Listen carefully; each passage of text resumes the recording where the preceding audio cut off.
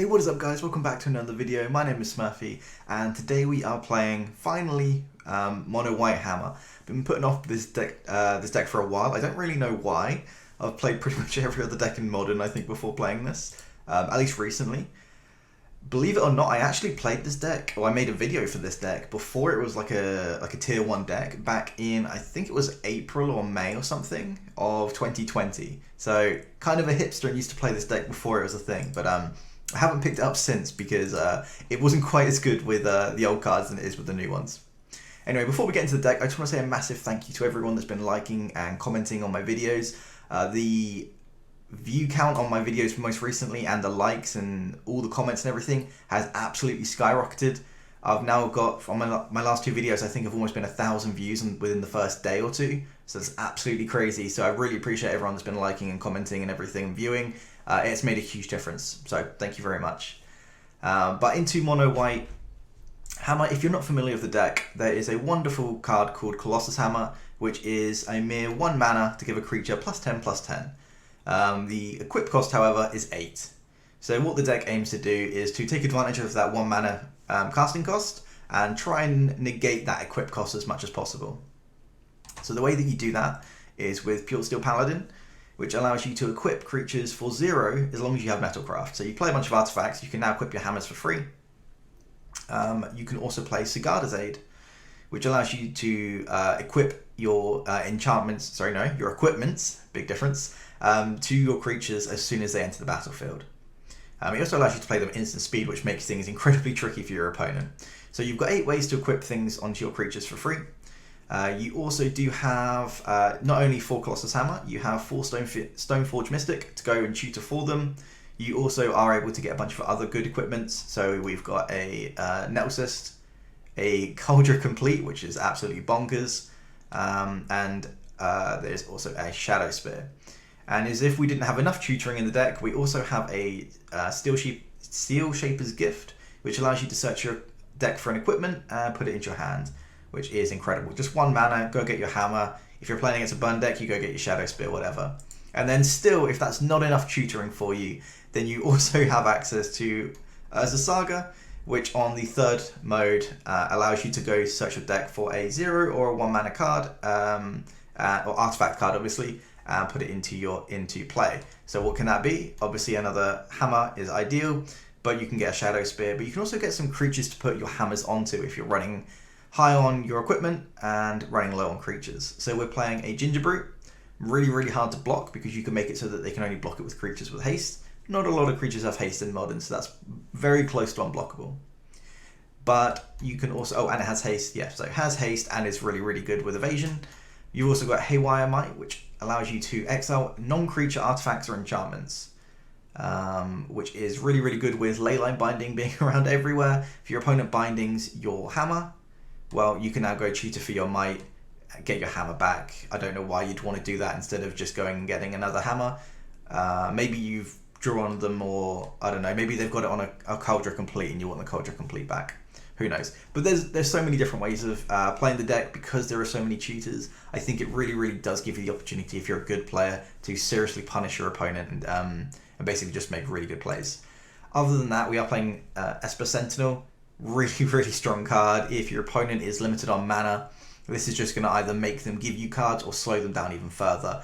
Your opponent wants to opts for 2 mana are absolutely awful. Considers absolutely unplayable at 2 mana, whereas 1 mana is obviously really good. That is the main deck. In regards to the sideboard, we've got too much of Otherworldly Light, just generic, remove creatures, artifacts and enchantments. 2 Hushbringer, I think this is probably mainly for the ETB effects of the elementals, so the pitch elementals, Fury, things like that. We're also playing 1 Orvar. So if you haven't seen this in sideboard lists, it is basically the way to beat creativity. So your opponent goes and gets an Archon. The Archon makes you discard a card. So what this says is when a spell or an ability an opponent controls causes you to discard this card, which creativity go get their Archon does. You discard this card, create a token that's a copy of target permanent. So basically they cast creativity, they go get their Archon, you discard this, You then clone their Archon, they then have to sacrifice their Archon and discard a card, and now you have an Archon in play. So this is basically just built to beat Archon. That's why people play it in the sideboard. We're playing another Haywire Might just as a second option if you want more than one in your deck. A Pithing Needle, this again is a really good tutor target for the Saga. You guys are probably all familiar with all the different tutor targets at this point, but it's really good for against Planeswalkers, things like that. Two more skills. This is just to keep your creatures alive and your equipments alive. Giving them hexproof and indestructible is really nice, particularly now with Brothers War or whatever the 3-mana destroy all artifact of 3 or less CMC. There's a new Rathim in one of the more recent sets, so that's pretty handy. A Path is, I assume, just for things like Zoo, big Murktides, that kind of stuff. We've also got 2 Magistrate, which is your opponent can't cast spells from anywhere other than their hands. So this just completely shuts off Cascade. I assume that's the main reason that this is in the deck. I can't think of anything else why they would want this. So we're going to go with, it's mainly for Cascade. And we're playing 3 Sanctifiers. Protection from red and black is really, really good. It completely dominates against Scam, exiles all their graveyards and stuff like that. It has applications for things like Burn and even Murktide as well. So yeah, as you can probably tell, I'm not completely familiar with the sideboard and things, but it's fairly clear with most cards. There's no like really out of place cards in the sideboard, so I think it all makes pretty good sense. Anyway, that's quite a long deck tech, so let's just hop into some games. Alright, we get to go on the play. Always a really good start for this deck. Well, for any deck in Modern at this point. Let's see what we're up against. Our opponent reveals Gigantha, so that to me suggests probably blue-red prowess, mono-red prowess, or Zoo. Opening hand is absolutely stacked, so we will keep. We're a white source away from Paladin. We've got Ornithopter plus Gingerbrute. So like, we've just got a million artifacts here. This hand is absolutely sick. We're just going to lead off with a Giver of Runes. Plus an Ornithopter. Yeah, this hand is crazy good. Obviously we need another white source to use the Paladin, but that's not a huge ask. We've got loads of planes in the deck. Loads of things like... Springleaf Drums, I think we've got like a couple of those in as well. Opponent just plays an Arid Mesa and passes. We draw the Sigarda's Aid, which is really strong here too. So I think we just want to go play the Saga. We will play our little Gingerbrute here. And what is best? Play Sigarda's Aid, I think, is better than playing still Shaper's Gift. Yeah, it's got to be better. Because then if we top deck a Hammer, whereas if we played this first, then obviously top decking a Hammer is no good. So we'll just play a Sigarda's Aid. This is how I feel that every time I play against Hammer Online, this is exactly how I feel my opponents start off their games. So if this is any representation of how this deck plays, then yeah, this feels so powerful. Oh sweet, they are playing the 3rd class Prowess deck. Absolutely love this deck. Really, really good fun. I have a video that I just uploaded of how to play this deck, or like playing it. It's been by far my most successful video I've ever posted, so clearly you guys liked it too. So if you want to see the blue-red Prowess deck in action, feel free to check out that video. The deck is super, super fun. You get to get a bunch of dudes from Mishra's Baubles. You get to cast so many removal spells. You get Lava Dart, which is just 1 mana shock. 1 mana deal 1 damage. But the flashback is sacrifice a mountain, which is such a strange way of doing things. But yeah, it's great. So Hammer would be sweet here. We don't care about them drawing from Mishra's Baubles. Esper Sentinel. We can now make a dude, but we don't have the mana anyway. Oh, we can just steal Shaper's Gift and then cast the Hammer, so that's fine.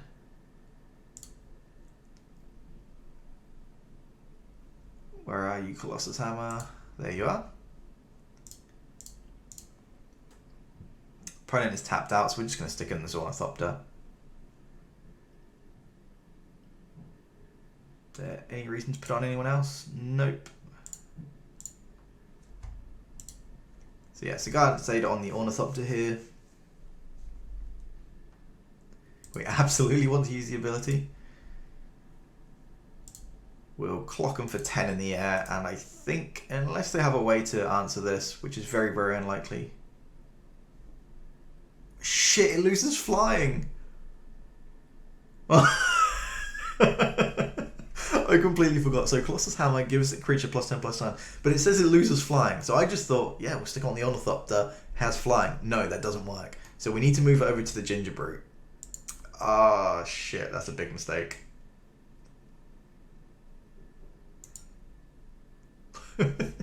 That's fine. You can use Giver of Runes to give protection from colorless, so we can get rid of the tokens, but they can still block with the Ironclast. Which we are going to have to start doing, because they're going to make unlimited dudes at this point. And a Swift Spear, sure. Well, they could have blocked the Ginger Brute this turn anyway. Sorry, the next turn. So how does this work? Until end of turn, okay. Oh, they're attacking with the Swift Spear. I think they probably should have kept one back to block. Unless I'm missing something. Why are they attacking with the soldier token? Is there any way this comes back to bite me? I don't think so. They've played their land for turn, so they can't like play like a lava dart after. Oh shit, mutagenic growth and gut shot. Fuck.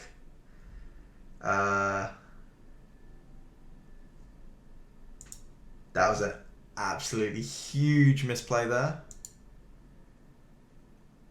I just forget that there's like Phyrexian cards in Modern. You don't see them very much anymore.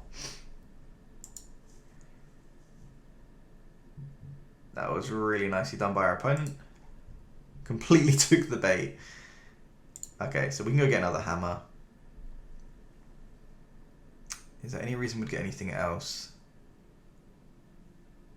Don't think we can get a Shadow Spear and just like hit our opponent. Wait, does it give trample?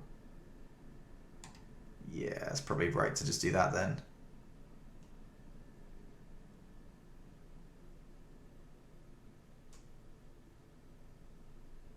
So we get the Shadow Spear into play.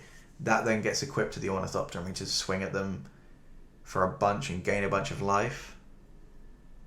Or we can get a hammer, put it onto the Ginger Brute, make it unblockable. If we top deck another hammer, we kill them. No, that's unrealistic. We can go get a Springleaf Drum. We can then play a Paladin, and then we can start moving our hammer around. But I think that's all too tricksy. Let's just play a Shadow Spear, stick it on this Ornithopter, and just start clocking them with trample.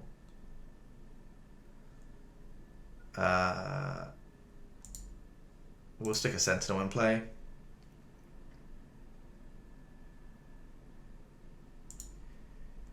I can't imagine they can get through this, but with 2 Ironclasts, I wouldn't be surprised if there was like some crazy stuff that they can do, because they can cast a ridiculous amount of spells in the same turn.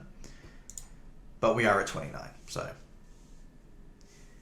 And now even if they do some miraculous way of answering this Ornithopter, we can just move these over as soon as we get this Paladin in play.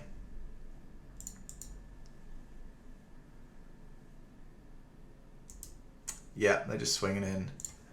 There's no reason for us to block, I don't think.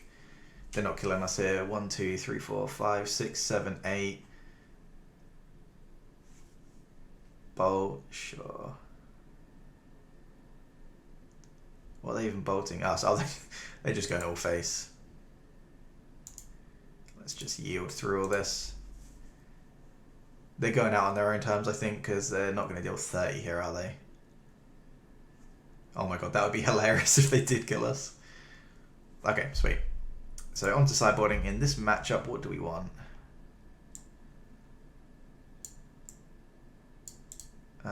Is this one of those matchups where we do want the Sanctifier? probably. They don't have any ETBs, so we don't have to care about Hushbringer. It does have lifelink, but that's not good enough to play. Your opponent can't cast spells from anywhere other than their hand, so that does turn off Lava Dart, but that is not good enough to warrant playing. Target creature you control gains hexproof and indestructible. That might just be worth playing. Just like completely go underneath them. March. Possibly. Our opponent is on the play, so maybe we want to slow things down. I can see that being a good option. But what do we take out? Like our main deck's pretty good. We don't need the Haywire Might. We probably don't need the Nettle Cyst either. In this matchup, I think if we're going to Stoneforge, we're going to get a Cauldron, because this doesn't give lifelink. Nope. And if we're going to be casting creatures, I think that's just going to be too slow in this matchup anyway. Is there anything in particular that we don't want? Gingerbrute seems fine. It's not amazing. Oh, it dies to Gut Shot and Lava Dart. No, I don't think we can play Gingerbrute.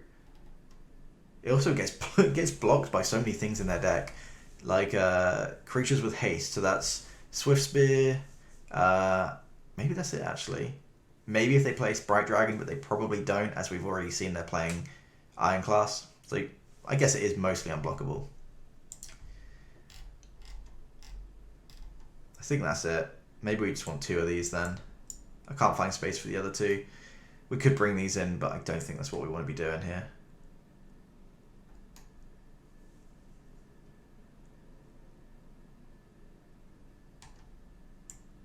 You know what? Completely take that back. We're going to go like that and try and answer all their creatures. And we need to board out 1 extra thing.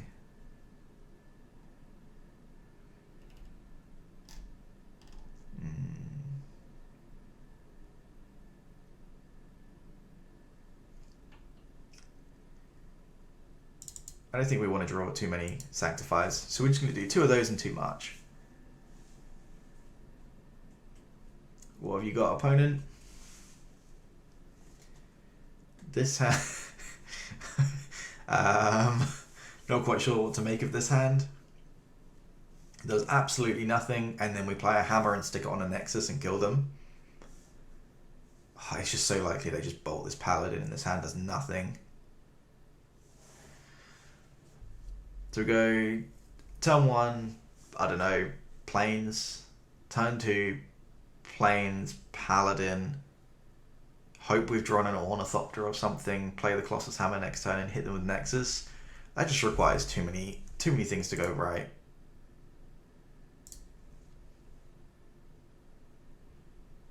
Okay, this hand is much better already. What are we getting rid of? Well, we've got the Hammer and the Cigarda's Aid, which is really good. Do we need the Stoneforge then? Well, we need a dude to put them on. Alright, we'll get rid of the removal. Yeah. We'll get rid of the removal.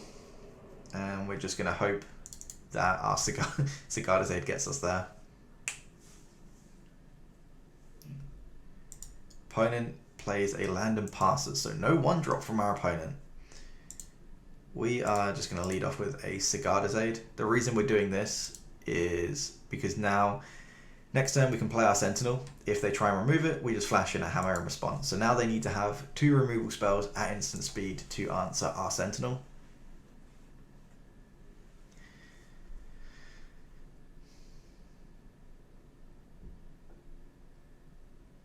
They play their Swift Spear. Maybe they were just keeping up a land for a removal spell then. Or they've just top decked the Swift Spear. Opponent plays the Bauble. And they look at our top card. So they know what we're going to draw here. Going to blink us for 2. And passing back. Sweet. Sure. You can have your card. We get an Urza's Saga. That's a nice draw here. So we'll go ahead. We'll play the Saga. And we will play a Esper Sentinel. So now the ball is kind of in our opponent's court. When would they like to respond? Because it's going to cost them 2 mana to kill it, bare minimum, because of the Esper Sentinel trigger, where it draws us a card. But then we can flash in the hammer, so then they're going to need to respond again with another spell. So they're going to have to use 3 mana to kill this, and 2 of them be removal spells, just to be a parity here, really. They can choose not to pay their mana for Sentinel, but that's really bad. Oh, Sentinel is triggering against the opponent's Mishra's Bauble here, which is absolutely brilliant.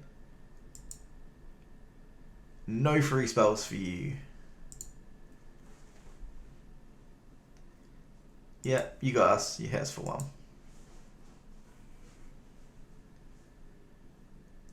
Unholy Heat. Well, we might as well try. They've got another removal spell, but that's absolutely fine. So we've made them use 2 removal spells to kill the Sentinel, just to stop this Colossus Hammer, but then we can just play Stoneforge. We play the Stoneforge, go get another hammer.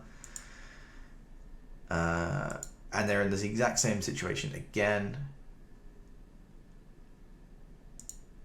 There's no way we get the Cauldron complete, is there? No, I don't think so.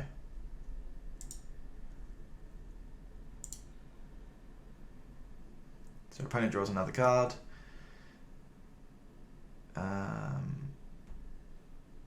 Oh shit, yeah, I forgot about this. So that's going to happen next turn anyway. Okay, so we'll play our land. We could just make a dude here then.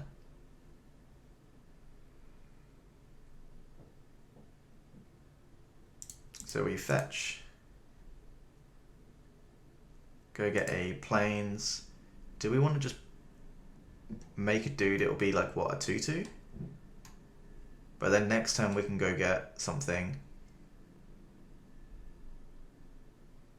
Nah, I think that's too cute.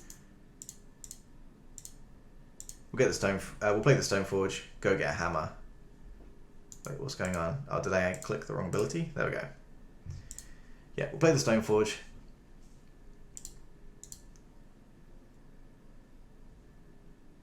Yes. We'll get a hammer, and now they have to have 2 removal spells again.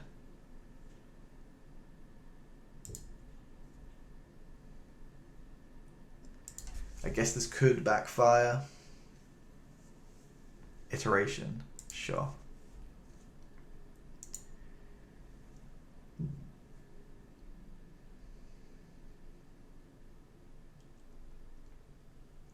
I think we're just going to march the Swift Spear now.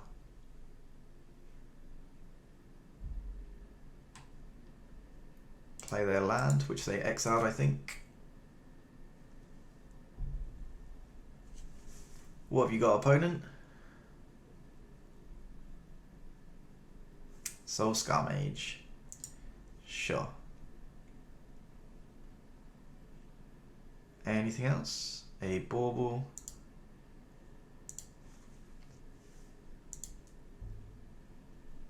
Oh, we can't march the Swift Spear because then they could respond with Bolt because you have to pay the 1 white. So we can't cast the march for free here. That's all good though. They don't attack us. So that means they really don't have removal because they're scared of us blocking and then flashing in the hammer. Whereas normally you'd be fine with that because then you would just bolt it in response. So that to me really strongly signals they do not actually have a bolt. But I'm not going to take that risk. Because now we can get the Shadow Spear. That'll go on it, which puts it out of range for a lot of things anyway. But there's no reason to make the dude either. So I guess we could just go get another hammer. That'll go onto it straight away. Nah, I think Shadow Spear's better here.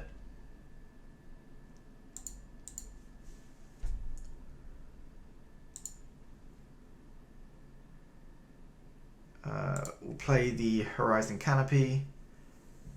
I think we just play the hammer and just assume they don't have a bolt. Because as soon as we hit them with the hammer, it's basically just game over, right?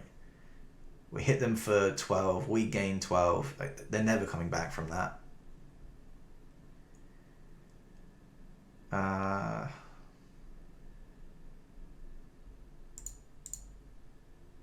Let's draw a card first. Get a little bit more information.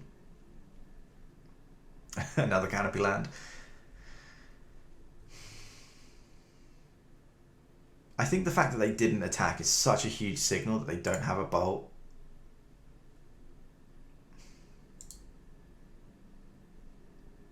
No, we're not going to do it just yet. I guess we could attack, see what they do. If they try and fetch, we can just slam it in. Yeah.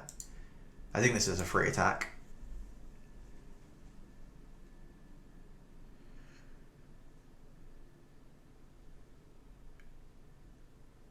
Because if they try and do anything, we just respond. So that if they want to like fetch, we just respond by putting the hammer into play.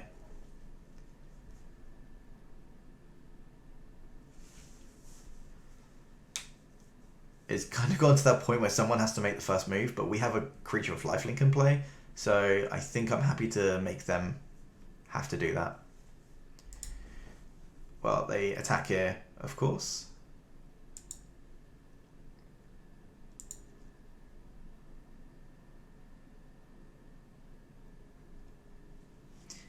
And light up the stage. Sure. What have you got over there, opponent?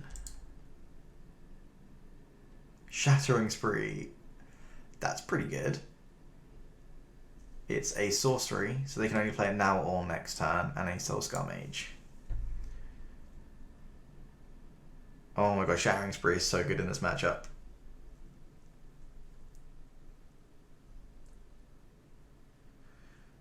What are they going to do?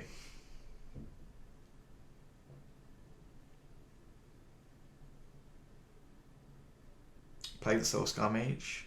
No, they're casting it on... just on the Shadow Spear.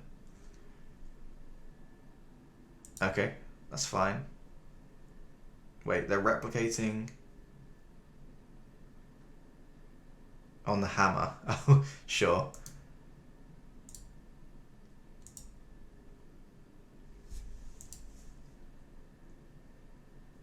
And now they're just going to fetch and play the Soulscar Mage? No.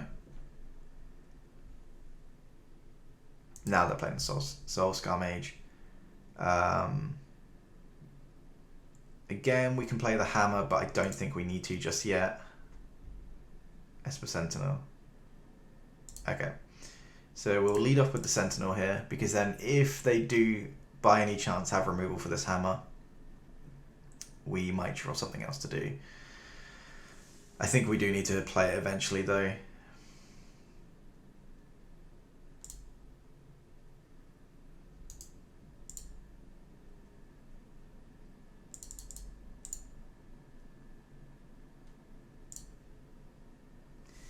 Do you have anything, opponent?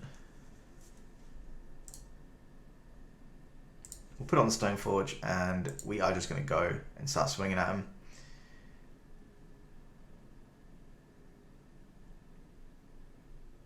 Oh, have they got the bolt this whole time? Paying their life? Sure. Well, at least we're going to get essentially 2 for 1, because the hammer is basically useless in play. They're going to Lava Dart it? Sure. So we're going to draw from the Sentinel first. And then they're going to have to flash back the Lava Dart here. As a Saga. That sucks. Yeah, there's nothing we can do. They're going to just double Lava Dart it here.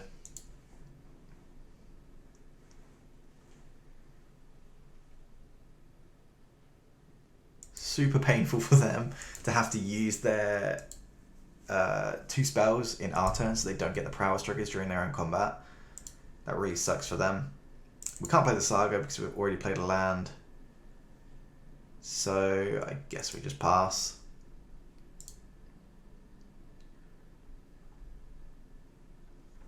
We can use our Eyes of Saga to get a little bit of utility, but we are going to have to march, I think, this turn on something.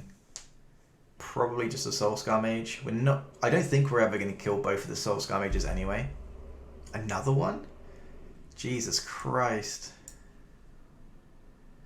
So on the Hammer and on the Sentinel.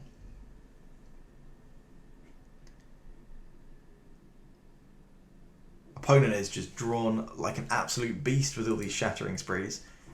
To be fair, I definitely could have applied more pressure to not give them as many chances to draw these. So like, by no means is it just, you know, our opponents got lucky. Like, I have given the opportunity to them to draw out of it. But I think given the fact that we had the Shadow Spear in that, I think it was fine to do so. I don't know, if you're some Hammer aficionado and you've been playing the deck loads, please feel free to leave in the comments what the correct plays were. I'm just trying out different things. So if I am wrong, please do say. What are we getting rid of here? I guess this. We have to get rid of one card, don't we? The second Sigarda's does nothing anyway.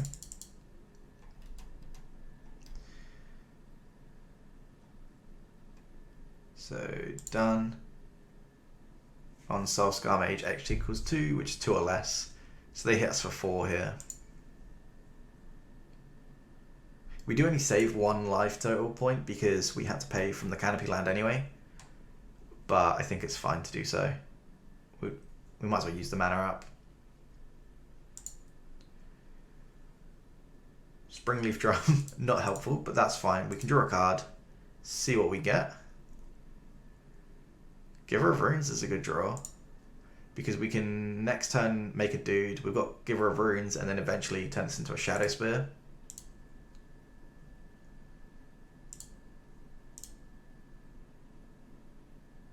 There's no Lava Darts in the opponent's graveyard. We're still at 8, so there is a chance that we can still win this, because if our opponent doesn't draw Expressive Iteration, they might just not have a quick enough clock to kill us before we can trigger the third version of Saga. Yeah, so our opponents just put Gigantha in their hand. Yeah, there's no way we can block. If they don't have a prowess trigger, then it could pay off, but it's too risky, I think.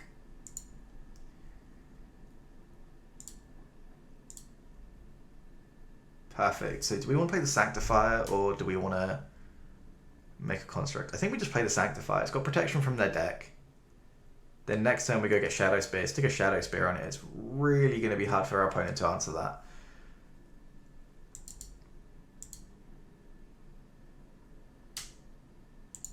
Yeah, I think that should be the nail in the coffin here. If our opponent can't answer the Sanctifier, which probably they can't, we untap, this triggers, get Shadow Spear, put Shadow Spear on here. We've got a 3/3 lifelinker. Or we could get the Hammer and just whack them for 12. So if our opponent fetches or something, they'd be dead. Yeah, that might be better actually.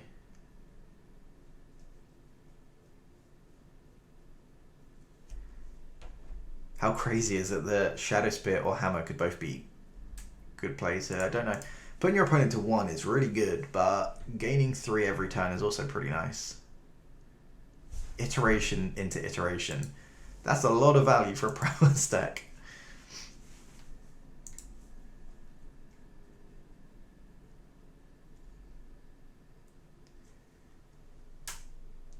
To be fair, if they find a Bolt, we're just dead, right? A Bolt or an Unholy Heat kills the Giver of Runes. No, that's not then lethal. They've only got 3 power, so we can block 1 of them. They'd need like a Mutagenic Growth as well. Let's see what's in Exile.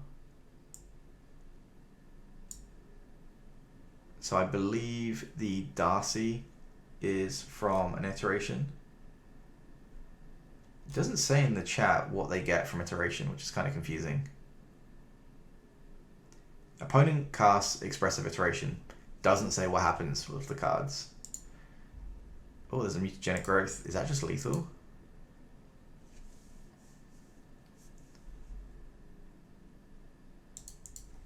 So we have to block.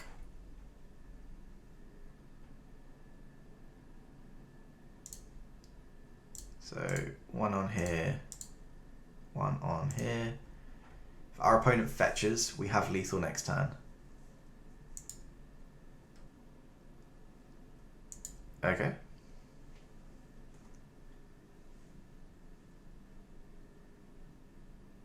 They play a Dragon's Rage Channeler, sure. Come on, crack the fetch. You know you want to. Damn it. So we're gonna oh, that's a pretty good draw. So we go get a shit. Did we take it out? We took out the fucking Shadow Spear. Are you kidding me? It doesn't matter because their creatures are red anyway. But that's crazy.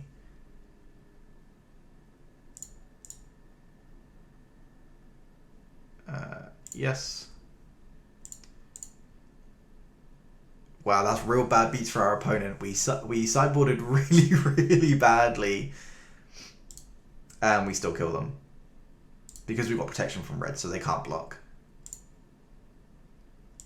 They can't Deflecting Palm because they don't have white and they don't have 2 mana. There is absolutely nothing they can do. Yeah, that was a really, really stupid game for our opponent to have to lose there. They have iteration into iteration, which is a huge, huge amount of card advantage for their deck. And then, even though we sideboarded incorrectly, we still got there. Hammer into hammer, all the way to end the game. Thanks for watching, guys. If you want to see more content, feel free to subscribe. I will keep on continuing to say this, but thank you very much to everyone that's been subscribing, watching the videos, and liking the videos, commenting, all that kind of stuff. The comments and the views on my videos has absolutely skyrocketed. I'm now getting like, I think 800 views within the first like 24 hours or something of a video, which is absolutely crazy for my channel. So I do really appreciate all the comments and everything. Please, if you do enjoy the video, make sure you like and subscribe and everything that. And other than that, if you want to see any decks, just let me know in the comment section. I'll probably play most decks, particularly if it's a modern deck or a pioneer deck. Absolutely love the formats. So thanks, guys. Peace.